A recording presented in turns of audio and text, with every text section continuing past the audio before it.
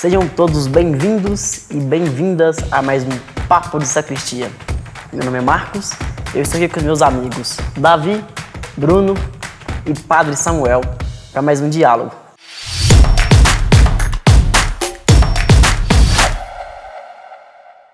A santidade. O que precisa fazer no cotidiano para sermos santos? É preciso fazer parte dos Vingadores? Procurar a paz entre a Palestina e Israel? Ou simplesmente sermos nós mesmos? Bruno, para você, o que é a santidade? Como ser santo no dia a dia? Como você encara isso? Eu vejo a santidade, a pessoa ser santo, aquela que consegue fazer aquilo que Deus espera para ela, aquela que consegue colocar no dia a dia, consegue colocar no cotidiano, nas coisas simples da vida mesmo, aquilo que Deus espera e deseja que a gente possa fazer. Então a santidade ela tem mais a ver com os sims ou com os nãos no dia a dia da vida? Eu acho que tem mais a ver com os nãos, mas os nãos sobre nós. É a gente dizer não para nós. Eu acho assim, né? Pelo menos na minha santa ignorância, eu acho que é santo. É importante que é santo. A ignorância pode ser santa. Outro tópico. Alguns chamavam no período antigo, falavam que a ignorância é o 8º sacramento. Mas eu acho que para você ser santo você tem que dizer muito não para si. Porque pelo que eu vejo assim, nas histórias dos santos, é aquela história realmente de negação de si, né, e aceitação do plano de Deus. Agora, será que todos nós estamos preparados para esse percurso? O que também é uma pergunta. Eu acho que eu não estou preparado para dizer tanto não assim para mim. Então, quer dizer, eu acho que é inevitável, desde o princípio. Quer dizer, santidade tem a ver com uma dimensão também de uma certa negação. Mas uma negação porque o amor compreende isso, né? Então, quando a gente ama alguém de alguma forma, a gente sempre deixa algo de pessoal, né? Quem namora, por exemplo, eu queria ir em tal lugar, frequentar tal lugar. Então, é um não que começa difícil, desafiante, aperta a gente, entra no egoísmo, né, como o Davi falou. Mas esse não pode se tornar um sim. Quer dizer, um sim para aquilo que é belo, para aquilo que é bonito. Eu acho que é tanto não, isso muito tempo atrás, estava lendo uma reportagem, sabe, falando sobre a vida de alguns santos, e eu vi que algumas santas, e não necessariamente pessoas que vieram santas, mas algumas mulheres faziam jejuns, aqueles jejuns intermináveis para mortificar a carne. Não sei se o padre vai poder elucidar isso melhor, para mortificar a carne. E literalmente mortificar, que elas morriam no jejum, no meio do jejum, porque você está mortificando a carne, é para a carne morrer, então automaticamente você está na carne e morre. É um pouco problemático. Historicamente falando, a santidade, a maior parte das pessoas pensa que a santidade tem a ver com uma coisa da cintura para baixo. Quer dizer, olha, a gente tem que tomar cuidado com os impulsos, aquela coisa toda. Só que é interessante, se você olhar assim, a definição mais genuína da santidade, a santidade é a perfeição da caridade, do amor, né? Na plenitude dos dois preceitos. Que é amar a Deus sobre todas as coisas e ao próximo como nós mesmos. Então, de fato, às vezes é perigoso, eu acho que isso, e o cristianismo padeceu muito disso na história, imaginar que a santidade tem a ver com cortar o corpo. Isso realmente foi extremamente problemático. Acho que se confundiu, né? Que a psicologia, tudo, quando ela traz hoje em dia algumas críticas, um pouco de Freud, quando ele fica um pouco chateado com a religião, é por conta disso. Ele fala assim, opa, acho que o foco está um pouco mais aí nessa dimensão do sofrimento corporal, né?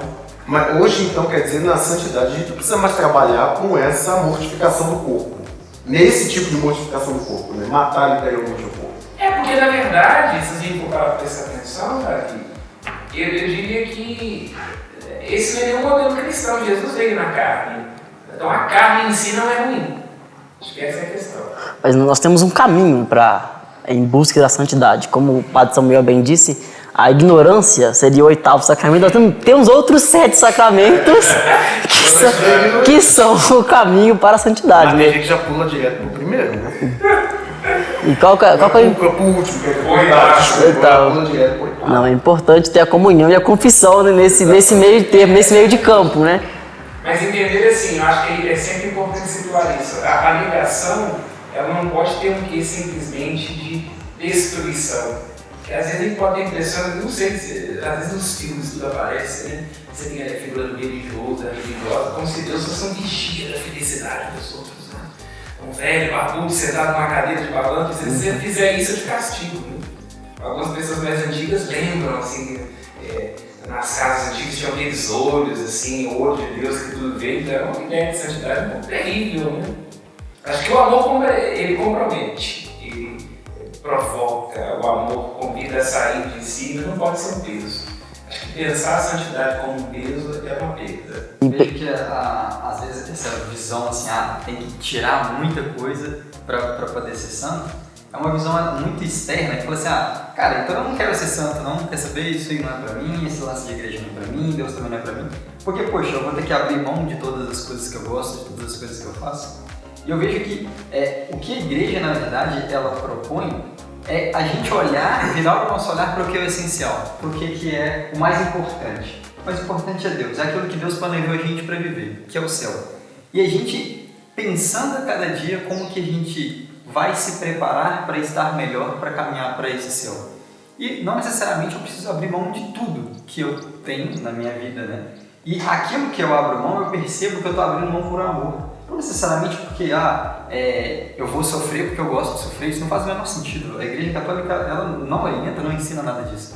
Ela nos convida, por exemplo, né? Vivemos há pouco tempo aí, o tempo da Quaresma, a gente mortifica a nossa carne? Sim, mas que a gente possa ser donos e controlar a nós mesmos.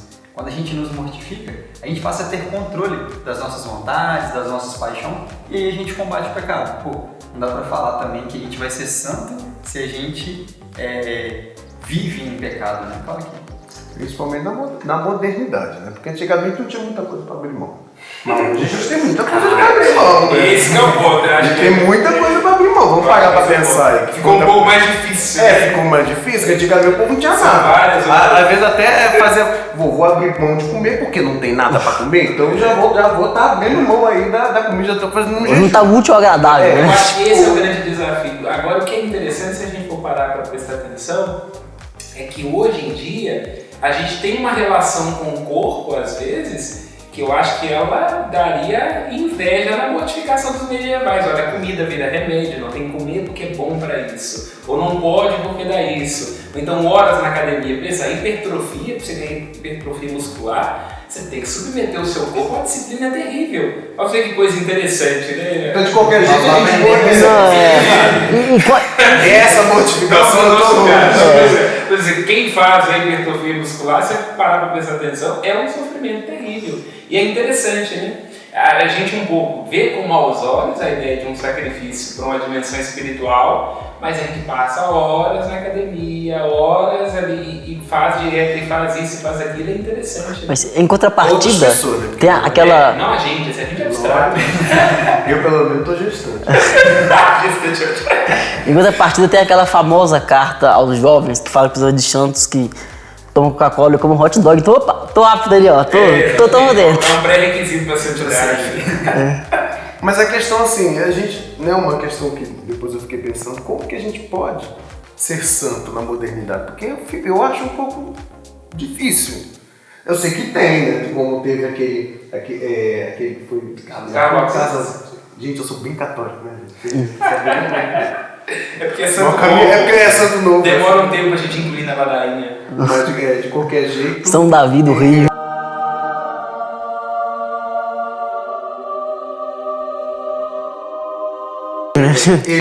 Ele é um santo da modernidade, ele é um santo moderno.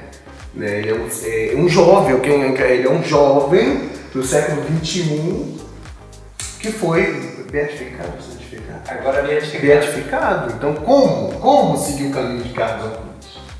Mas eu acho que encontro, acho que em resumo, eu sempre penso a santidade assim, tem que ser um encontro pessoal com Cristo, estar desperto para os outros, acho que é isso.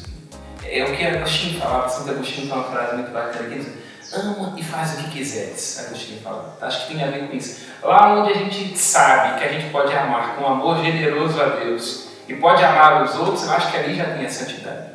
Acho que é o eterno no hoje, no cotidiano, no concreto, que às vezes as pessoas pensam a santidade é uma coisa elevada, muitas penitências e isso. Não, é o cotidiano.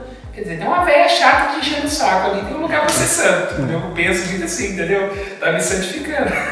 Então, pensando nessas situações do dia a dia, né, como que eu posso usar isso para me santificar, então?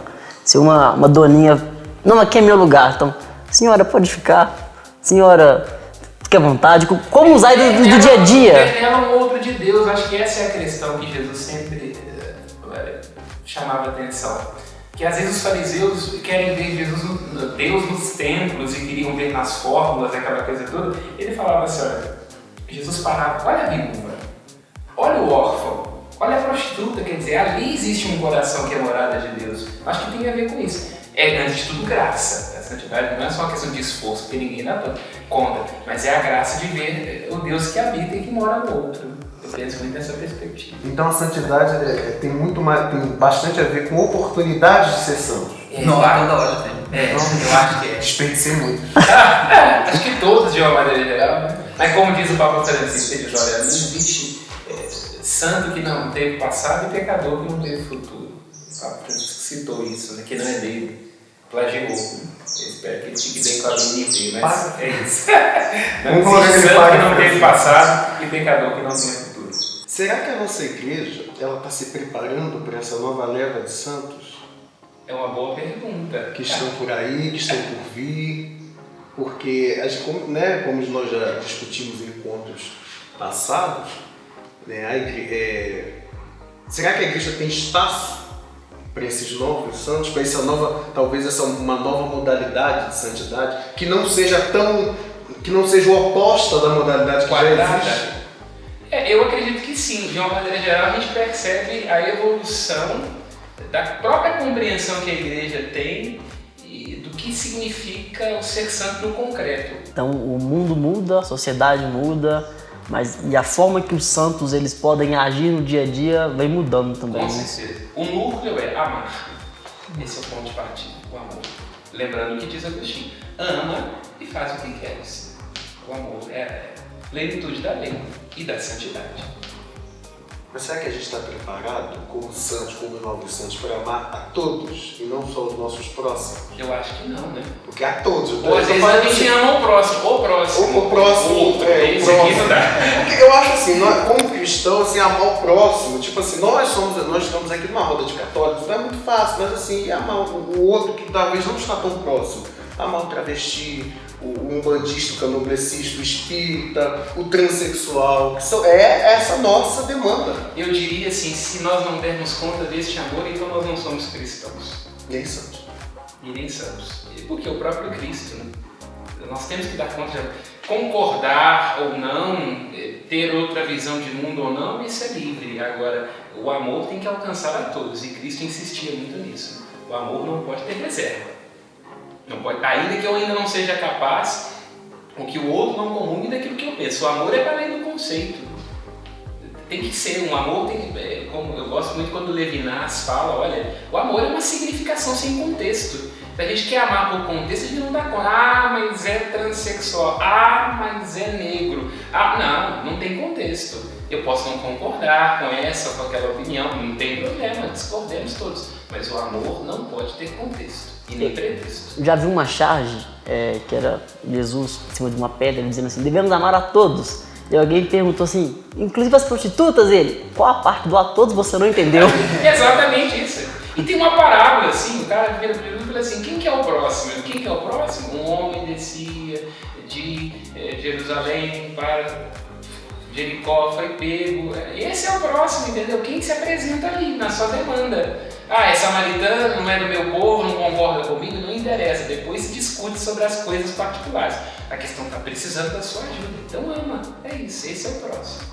E o fariseu queria justamente, qual que é a fórmula, né? Qual que é a cor, qual que é a orientação, qual que é a religião? Eu falo, não, é aquele de quem eu me aproximo. Esse é o meu próximo. É uma boa forma de ser santo, né? Amar os que mais estão precisando. E aqui, ultimamente, a gente está precisando, porque tem muita gente precisando. De fato. Muita gente. E os que mais estão precisando são os que menos recebem. Verdade. Amar custa. Amém? Amém. O Papo de Sacristia não termina aqui. Curtindo, comentando e compartilhando, você faça com que esse vídeo chegue a mais pessoas. Até o próximo programa.